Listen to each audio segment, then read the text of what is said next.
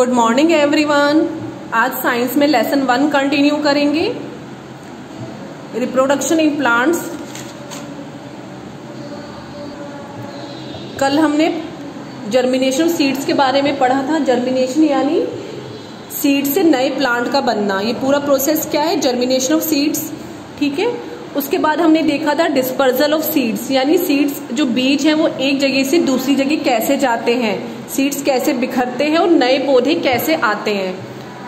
ठीक है। इसमें हम 4th पॉइंट देखेंगे, explosion of fruits. Explosion word का मीनिंग क्या होता है? यानी फ्रूट्स का फटना। ठीक है। जो फ्रूट्स होते हैं, फल होते हैं, जो फट जाएंगे तो उनके फटने से जो फ्रूट के बीज है, सीड है, वो यहाँ वहां बिखर जाएंगे और उन सीड से नया प्लांट ग्रो करेगा। ठीक है। Some seeds are thrown away to far off places with a great force by the fruits itself. Such fruits are called capsule और पॉड। कुछ फ्रूट्स ऐसे होते हैं, ठीक है, जब वो मैच्योर हो जाते हैं, पक जाते हैं, वो फ्रूट्स पकने के बाद क्या होंगे? फट जाएंगे और ऐसे फटेंगे, ऐसे फूटेंगे कि उनके जो बीज है वो दूर दूर तक जाके बिखर जाएंगे। जहां जहां बीज गिरेगा वहां पे नया प्लांट ग्रो कर सकता है, नया प्लांट आ सकता है। तो ऐसे फ्रूट्स जो फूटने के बाद सीड्स को यहाँ वहां बिखेरेंगे, उन फ्रूट्स को क्या कहते हैं? कैप्सूल और पॉड। ठीक है। Some seeds are thrown away to far off places. कुछ बीज को दूर चले जाते हैं, बहुत दूर जगह पे। कैसे? With a great force by the fruit itself. ठीक है। फ्रूट जो है, फल इतनी तेजी से फूटता है कि उसके बीज बहुत दूर दूर जाके बिखर जाते हैं। सच फ्रूट्स आर कॉल्ड कैप्सूल और पॉड। ऐसे फ्रूट्स को हम कैप्सूल या पॉड कहते हैं। इसका एग्जाम्पल क्या है? जैसे मटर हो गई, भिंडी, ठीक है, पीस, lady finger. When the fruit mature, जब फल पक जाएगा, ठीक है, जब फल पक जाता है, इट बिकम्स हार्ड, वो बहुत ज्यादा हार्ड हो जाता है, सख्त हो जाता है। अब pressure build up inside the fruit, तो फ्रूट के अंदर एक प्रेशर बिल्ड होगा, प्रेशर बनेगा, जिसकी वजह से वो फूट जाता है। ठीक है। ये देखो यहाँ से जैसे मटर है, ये भिंडी है, लेडी फिंगर, तो जैसे ये फल पक जाएगा तो ये यहाँ से फूटने लगेगा और जो ये इसके बीज हैं, सीड्स है, वो यहाँ वहां बिखर जाएंगे।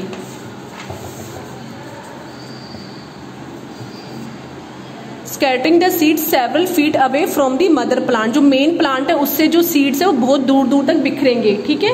तो इसमें क्या है? जैसे एक फ्रूट है, फ्रूट जब पक जाएगा, उसके अंदर, फ्रूट के अंदर क्या होते हैं? सीड्स होते हैं। तो जैसे ये फ्रूट पकेगा तो पकने के बाद ये इतनी तेजी से फूटेगा कि सीड्स बहुत दूर दूर जाके बिखर जाएंगे।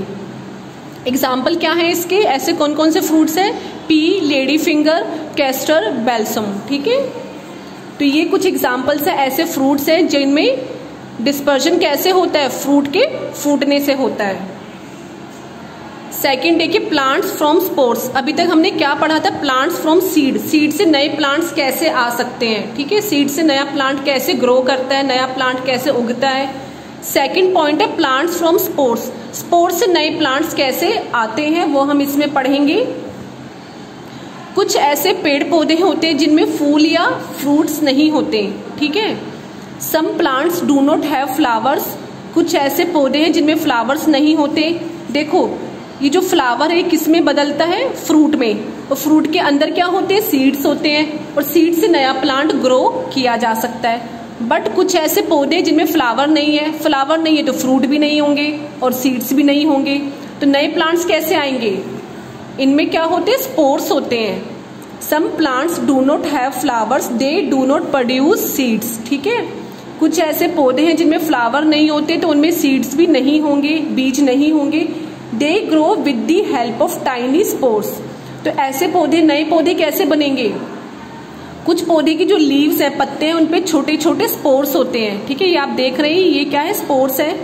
तो ये जो स्पोर्स होते हैं, इन स्पोर्स के अंदर छोटे छोटे दाने होते हैं। तो स्पोर्स जैसे ही फटेगा, ये जो दाने हैं यहाँ वहां बिखरेंगे और इन दानों से नया पौधा उगेगा। तो ऐसे कौन से पौधे हैं जिनमें स्पोर्स होते हैं? Fungi, ferns and mosses are the example of such plants. तो ये कौन से प्लांट्स हैं जिनमें स्पोर्स होते हैं? ठीक है। ये आपको दिख रहा है, ये क्या है? स्पोर्स है ये। तो स्पोर्स जैसे ही फटेंगे, इसके अंदर छोटे छोटे माइन्यूट पार्टिकल्स होते हैं। ये पार्टिकल्स यहाँ वहां बिखरेंगे और इन पार्टिकल से नया प्लांट ग्रो करेगा। ठीक है। इनमें सीड्स नहीं होते हैं। थर्ड पॉइंट क्या है, new plants from body parts. Plant की डिफरेंट बॉडी से भी नए प्लांट को ग्रो किया जा सकता है। ठीक है, प्लांट के कौन कौन से पार्ट्स होते हैं, एक तो स्टेम होता है, लीव्स होती हैं, पत्ते, तना, और क्या होता है इसमें, रूट्स होते हैं। ठीक है, तो ये जो प्लांट्स के डिफरेंट पार्ट्स है, stem, leaves, roots, flower, fruits, ठीक है, फ्लावर हो गया, फ्रूट्स हो गया, these are the different parts of plant. ठीक है, flower, fruits, stem, leaves and roots. तो प्लांट्स के डिफरेंट पार्ट्स से भी हम नए प्लांट्स को उगा सकते हैं, ग्रो कर सकते हैं। ऐसा जरूरी नहीं है कि हमें सीड से या बीज की मदद से ही नया प्लांट उगाया जा सकता है। ठीक है, पौधे के दूसरे हिस्सों से भी हम नया प्लांट ग्रो कर सकते हैं। New plants from body parts, some plants grow new plants from their body parts by different methods. ठीक है, अलग अलग तरीकों से पौधे के अलग अलग हिस्सों से नया प्लांट बनाया जा सकता है।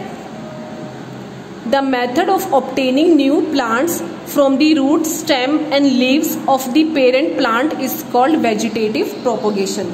वेजिटेटिव प्रोपोगेशन क्या होता है, एक ऐसा तरीका जिस तरीके से हम पौधे के अलग अलग हिस्सों से हम नया पौधा उगा सकते हैं। ठीक है, जैसे पौधे में पत्ते होते हैं, तना, जड़ें, ठीक है, जड़ें, तना, पत्ते, इनसे हम नया पौधा भी उगा सकते हैं। तो इस तरीके को हम क्या कहते हैं, वेजिटेटिव प्रोपोगेशन।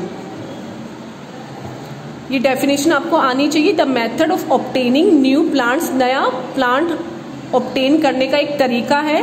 ठीक है, नया प्लांट्स कैसे बनेगा, रूट्स, स्टेम या लीव से। ठीक है, जो मेन प्लांट है, पेरेंट प्लांट की पत्तियों, तने या फिर जड़ों से हम नया प्लांट उगा सकते हैं।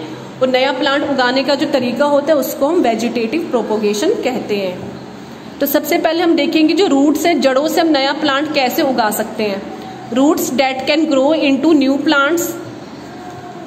ऐसे कौन कौन से एग्जाम्पल है, कौन कौन से पौधे हैं जिनकी जड़ों से हम नया प्लांट उगा सकते हैं। Radish, carrot, turnip, sweet potato etcetera are the roots of the plants. जो मूली होती है, गाजर है, ठीक है, ये क्या है, टर्निप मीन्स शलगम, स्वीट पोटैटो यानी ये क्या होता है, शकरकंदी। ठीक है, तो गाजर, मूली, शकरकंदी, शलगम, ये सारे क्या होते हैं, रूट्स होते हैं, क्योंकि जमीन के अंदर होते हैं। आपने देखा होगा जैसे ये सॉइल है, ठीक है, नीचे मिट्टी, ऊपर क्या है, पौधा है, ये प्लांट है। नीचे जो ये मूली है, ये क्या होती है, जमीन के अंदर होती है। तो पौधे का जो हिस्सा जमीन के अंदर होगा उसको हम क्या कहेंगे, जड़ या रूट। तो मूली क्या है, एक जड़ है। गाजर है, गाजर भी जमीन के अंदर पाई जाती है, बाहर उसके पत्ते होंगे, और गाजर जमीन के अंदर होती है, तो ये भी क्या है, रूट है। ये सारे ये भी क्या जमीन के अंदर होते हैं, ये बाहर पत्ते होंगे और ये वाला हिस्सा जमीन के अंदर होगा, तो इनको हम जड़ या रूट कहेंगे। ठीक है, तो जब आप गाजर को या मूली को जमीन के अंदर आप डालेंगे, जमीन सॉइल में उसको रखेंगे, तो उससे नया प्लांट, ठीक है, गाजर या मूली का नया plant उगेगा। When they are sown in the soil, new plants grown from them।